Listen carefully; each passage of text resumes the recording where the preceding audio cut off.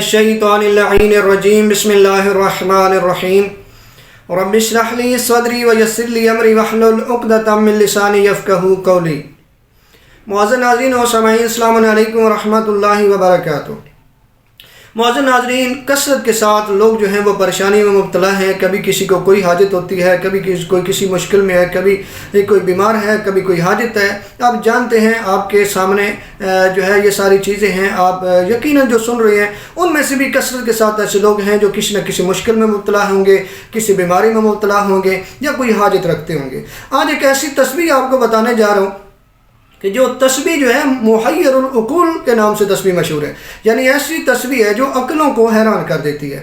اگر یہ تسبیح ہم پڑھیں گے تو اس تسبیح کے برکات کے صدقے میں ہماری تمام مشکلیں دور ہو جائیں گی، تمام آفات و بلیات، دنیوی آفات ہوں یا آخر کی مشکلات ہوں، جو بھی مشکل ہو اس تسبیح کی وجہ سے دور ہو جائے گی۔ لیکن آپ جانتے ہیں کہ اس سے پہلے ضروری ہوتا ہے کہ انسان اپنے آپ کو بہتر بنائے، اپنے آپ کو انسان جو ہے خدا کا مطیع بنا دے، مطیع بندہ بنا دے، خدا کی معصیت نہ کرتا ہو، خدا کی نافرمانی نہ کرتا ہو۔ کوشش کرے کہ خدا کی بات مانے، خدا کے اطاعت کرے، نبی اعظم کی اطاعت کرے، ائمہ اہل بیت علیہ السلام کی اطاعت کرے۔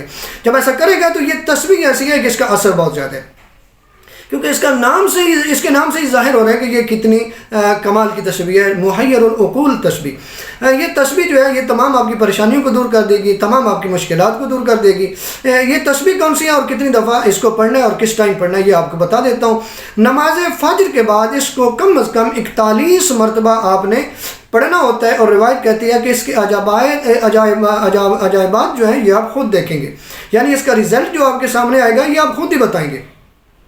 اتنے اس کے رزلٹ اچھے آتے ہیں، اتنے لوگ جو ہیں ان کی پریشانیوں کو دور کرتی ہے۔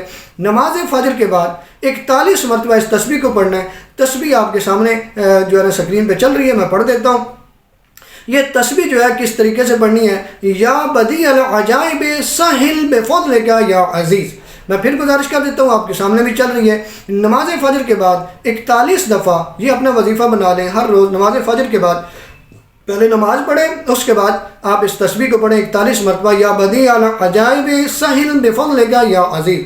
اگر ہم یہ تسبیح پڑھیں گے، اس کو اپنا معمول بنا لیں گے تو پروردگار ہماری پریشانیوں کو دور کر دے گا، ہماری مشکلات کو دور کر دے گا۔ والسلام علیکم ورحمۃ اللہ وبرکاتہ۔